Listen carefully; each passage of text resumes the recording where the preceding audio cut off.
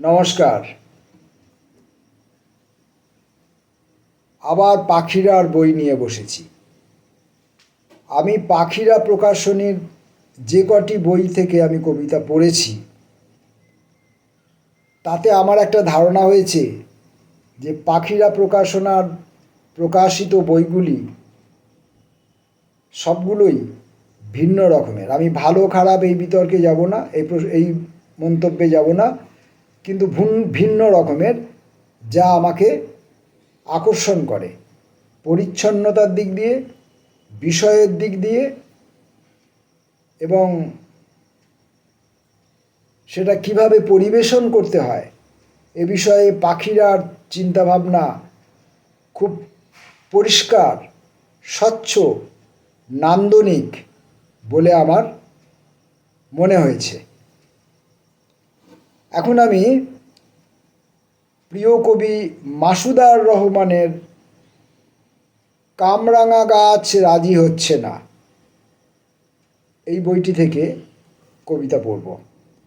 কামরাঙা গাছ রাজি হচ্ছে না, পাখিরা প্রকাশন।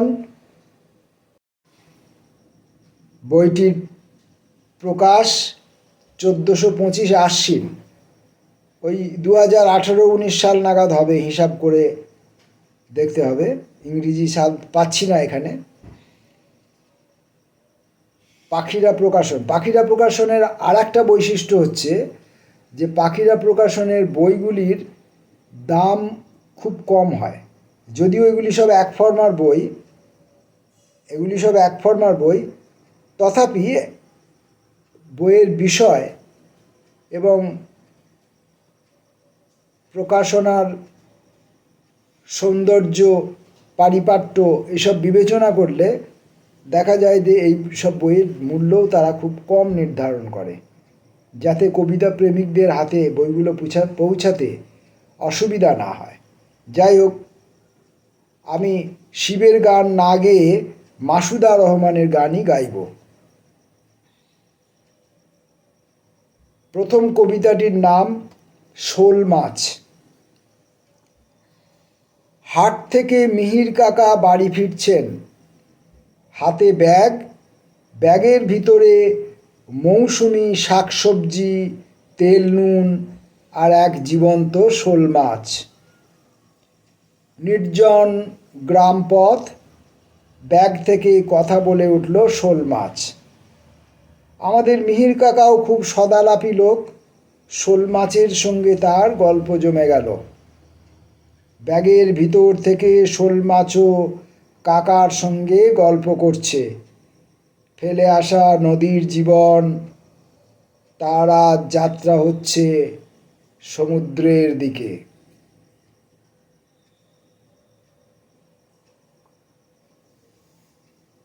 আপেল। যেনকার আপেল বাগান, নির্জন, সন্ধ্যা ও অন্ধকার, শীত ও কুয়াশা, বাহক খচ্চর বেঁধে পিপুল গাছের নিচে গভীরে ঢুকেছি। অচেনা আগন্তুক হাওয়ারা রটিয়ে দিচ্ছে ফিসফিস পাতাদের কানে। জেগে উঠছে আপেল গাছেরা। পাহাড়ের ওঠানামা, উঁচু নিচু রেখার ইঙ্গিত আর দূরাভাস ভেসে যাচ্ছে অন্ধকার, আলো ও ইথারে। আকাশে ছড়িয়ে যাচ্ছে একে একে তারকা আপেল। দিগন্ত ফুঁড়ে উঠছে মা আপেল চাঁদ।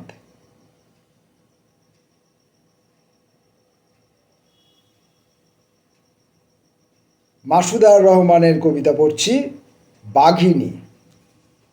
মাদ্রি আমাকে বলল, এই পথে এসো বাবু। দেখছি এ পথ কোথায়? ঘাসের জঙ্গল। মেয়েটি এগিয়ে যাচ্ছে ঘাস বন চিরে। দেখছি এ পথ কোথায়? ঘাসের জঙ্গল। মেয়েটি এগিয়ে যাচ্ছে ঘাস বন চিরে। ছোট্ট মুন্ডা পাড়া, আর ওই ঘাস বনের ওপারে ইশারার অন্ধকার। ভারী নিতম্ব পেঁচিয়ে পড়েছে গ্রামীণ চেক শাড়ি, খাটো ঝুলের ব্লাউজ। কালো পিঠের ওপরে রোদ চকচক করা এক বাঘিনী হেঁটে যাচ্ছে ঘাস বনের ভিতরে। আমার চোখ থেকে এক চিতাবাঘ লাফিয়ে নেমে হেঁটে যেতে লাগলো মেয়েটির পিছু পিছু।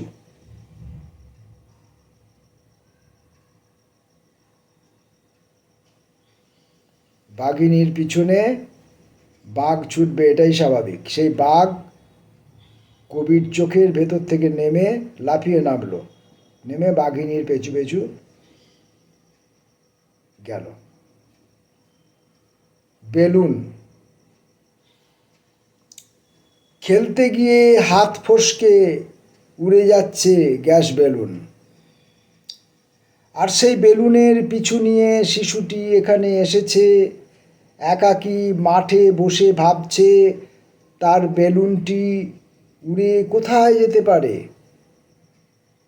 দূর পৃথিবীর শিশু বেলুনটি পেয়ে গেলে তার মতো করে বেলুন নিয়ে সেও খেলবে এবার। মাঠের মধ্যে বসে এই সব ভাবনা ভেবে ভেবে আমাদের শিশুটিও বুড়ো হয়ে গেল।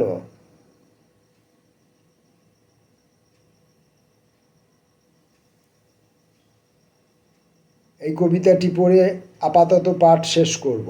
বন্ধুত্ব। ধান গাছের গল্প বলছি উঠোনের কামিনী গাছকে। এ পাড়া, পরে আরও পাড়া, বাজার, বটতলা, ছোট গাং পেরিয়ে ধু ধু মাঠ। কামিনী গাছ সব কথা শোনে, বলে সে একদিন ধান গাছকে বন্ধুত্বের প্রস্তাব পাঠাবে। কামিনী গাছে খয়েরি রঙের ভাত শালিকগুলো খয়েরি খাম উড়ে যাচ্ছে ধান মাঠের দিকে। বন্ধুত্বের প্রস্তাব কামিনী গাছ থেকে ধান গাছের দিকে নিয়ে যাচ্ছে খয়েরি রঙের ভাত শালিকগুলো। পড়লাম মাসুদার রহমানের কামরাঙা গাছ রাজি হচ্ছে না। মাসুদার কামরাঙা গাছ রাজি না হলেও আপনি কামরাঙা গাছের নির্যাস অনেকটাই পেয়েছেন এবং অনেকটাই আমাদের কাছে ব্যক্ত করতে পেরেছেন।